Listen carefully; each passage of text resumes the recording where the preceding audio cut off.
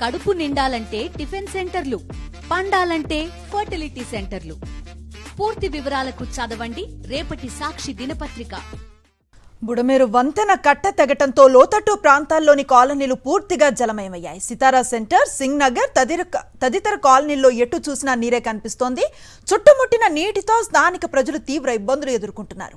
బుడమేరు కట్ట తెగటంతోనే ఈ పరిస్థితి తలెత్తిందని, అయితే వరద ముంపు గురించి తమకెవరూ సమాచారం ఇవ్వలేదని ఆగ్రహాన్ని వ్యక్తం చేస్తున్నారు.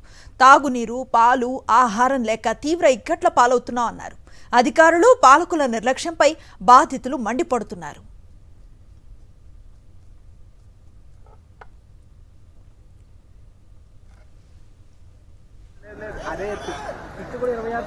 సింగ్ నగర్ లో వరద బీభత్సంపై మరింత సమాచారం మా ప్రతినిధి రవీంద్ర అందిస్తారు.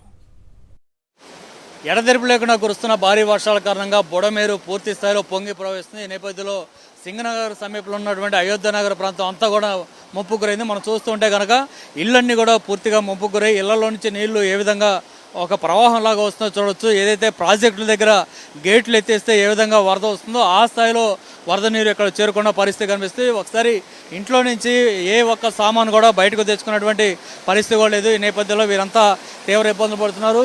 పక్కన ఉన్నటువంటి బుడమేరు సంబంధించి అది కట్ట తెగిపోయిన నేపథ్యంలో ఒకసారిగా వరద నీరు వచ్చి పడింది. దీంతో ఇంట్లో నుంచి ఏ ఒక్క సామాను కూడా బయటకు తీసుకురాలేని పరిస్థితి మనం చూస్తున్నాం. ఈ ఇంట్లో ఉన్నటువంటి పరిస్థితిని వరద నీటికి ఇంట్లో బెడ్రూమ్లో ఉండేటువంటి డబుల్ కట్తో సహా మొత్తం కొట్టుకొచ్చాయి.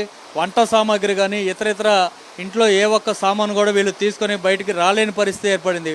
గతంలో ఎప్పుడూ లేని స్థాయిలో దాదాపు 40,000 క్యూసెక్ల వరద నీరు ఒకసారిగా వచ్చి పడింది. కానీ కనీసం ఈ ప్రాంతంలో ఉన్నటువంటి వారిని అప్రమత్తం చేయడం కానీ, వారిని ఇల్లు ఖాళీ చేయించి సురక్షిత ప్రాంతాలకు తరలించడం కానీ ఎలాంటి చర్యలు కూడా తీసుకోలేదు. ఈ నేపథ్యంలో వీరంతా కనీసం తినటానికి, వండుకోవడానికి కూడా తీవ్రమైన ఇబ్బందులు ఎదుర్కొంటున్న పరిస్థితి ఉంది. ఇక్కడ ఒకసారి వీరితో కూడా మాట్లాడే ప్రయత్నం చేద్దాం. ఎప్పటి నుంచి ఈ పరిస్థితి ఏ విధంగా మీరు దీన్ని ఎదుర్కొంటూ ఇబ్బంది పడుతూ ఉన్నారు? సార్ మరి ఇప్పుడు దాన్ని సాయంత్రం నుంచి బాధపడుతున్నాం సార్. వరదలు వచ్చేస్తేనే మాకు తెలియలేదు, అనుకోకుండా మామూలు ఇలా కొట్టుకొచ్చింది. ఒకటి పాయింట్ ఏంటంటే ఎవరు పట్టింపు చేసుకోవట్లే, ఎవరు వస్తున్నారు చూస్తున్నారు వెళ్ళిపోతున్నారు. అంటే ఏమనంటే ఇదిగా అంటున్నారు అదిగా అంటున్నారు. అనుకోకుండా మాకు మాకు పట్టింపు చేసుకోవట్లేదు, ఎవరైనా పట్టింపు చేసుకోవట్లేదు. వస్తున్నారు, ఫోటోలు తీస్తున్నారు, వెళ్ళిపోతున్నారు. అంటే ఏం పరిస్థితి, ఏ విధంగా వరద వచ్చింది, ఎట్లా ఇబ్బంది పడుతుంది? వరద వస్తుందని ఎక్కడికో రమ్మని కూడా ఎవరు చెప్పలేదండి. నిన్న వచ్చారు, ఏదో పంపిస్తాము ఇస్తాము అన్నారు అంతే. మాకు మాత్రం ఎవరు ఏమి చేయరా. కట్టుకుని గుడతో బయటకు వచ్చాము. ఇవాళ 3 రోజులు బట్టి తిండి లేదు, నిద్ర లేదు. మా పిల్లల కట్ట మీద మా నీటిలో ఇల్లు మొత్తం కొట్టుకెళ్ళిపోతాను. ఒక్కలో ఒకటి తీయలేదు. కట్టు మీద ఉన్నామండి ప్రస్తుతానికి, కట్టుకుని గుడ్డతో సహా బయట ఉన్నాము.